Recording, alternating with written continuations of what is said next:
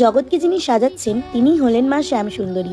কালকে মানে শনিবার আমি চলে গেছিলাম মা জীবন্ত শ্যামসুন্দরীর মন্দিরে।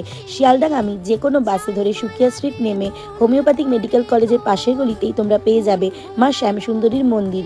বলা হয় যে 28টা শনিবার, যে কোনো বছরের 28টা শনিবার এই মন্দির দর্শন করলে নাকি তোমার সমস্ত গ্রহদোষ কেটে যায়, জীবনের সমস্ত বিপদ কাটিয়ে দেন মা শ্যামসুন্দরী। বহু দূর দূর থেকে ভক্তদের সমাগম হয় এই মা শ্যামসুন্দরী মন্দিরে। আর মায়ের মুখ তো দেখে মুখ ফেরানো যাবে না, একদম মন ভরে যাবে।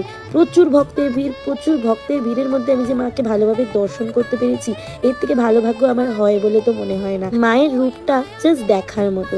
আর এখানে প্রতিদিন বিনা পয়সায় কিন্তু ভোগ বিতরণ করা হয়, মানে সবাই তোমরা কিন্তু মায়ের ভোগ খেতে পারবে। বহু দূর দূর থেকে মানুষ আসে ভোগ খাওয়ার জন্য। সামনে 1 অক্টোবর মা শ্যামসুন্দরীর জন্মদিন। আমি চাইবো তোমরা সবাই মা শ্যামসুন্দরীকে দর্শন করো আর নিজের মনস্কামনা পূর্ণ করো।